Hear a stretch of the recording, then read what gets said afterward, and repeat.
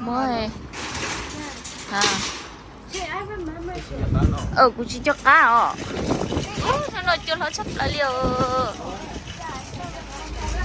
nó phải tôi một ta la thằng này chẳng tôi chỉ chết nha cá một ta la nó chè dù mới ít lúc khỏi đỡ sẽ là từ lúc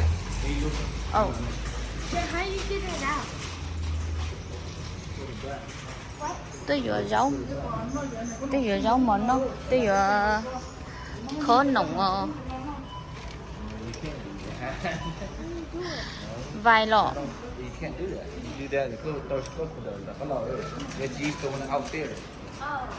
lấy ồ chỉ có một cái gì à do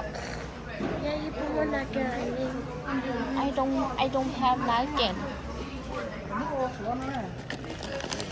Đấy chỉ cho sao rồi?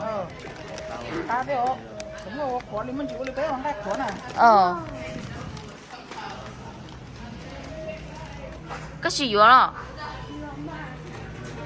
Mua hả? Yeah, potota. My fingers are tired. Giờ tao thiệt. Giờ tao thiệt. Ui. Chị tao hả? Mới kia cái tao.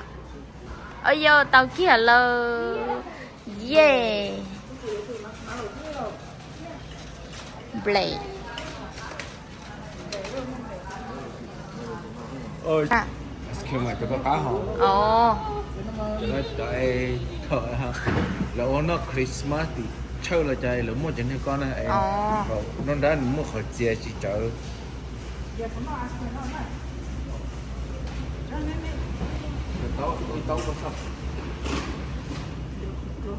Lâu cơ rồi.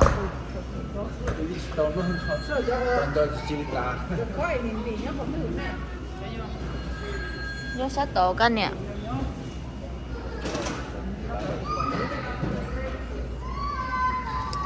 Tôi khởi tâm tao cái gì rồi bên đầu hết tài nhiên một chặt.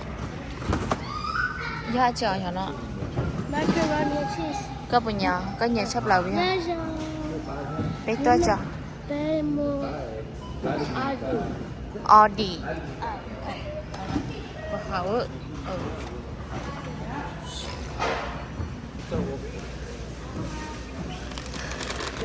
Một năm tôi nó để cho nó lỡ.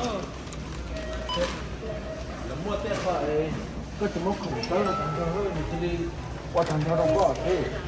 Hiểu mà.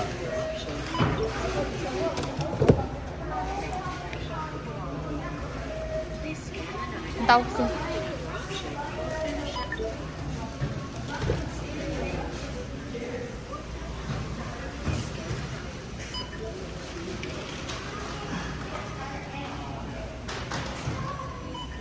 Thay nhà hả? Nè. Cửa nó thay nhà. Chờ tao nó lâu. Thấy chưa? Ok, đi nào. Yeah, thay cô theo. Ok. Say bye. Bye.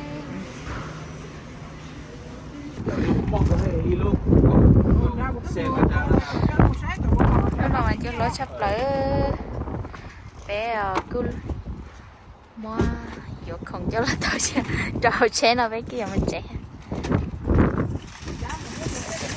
hôm nay nó sẽ ốp bùa nữa cho tụi mình lần trâu vong bé tôi lúc đó là ở đi nó bây giờ nó sắp tới nó chưa tốt gì sao xin chỉ lên là nó bye.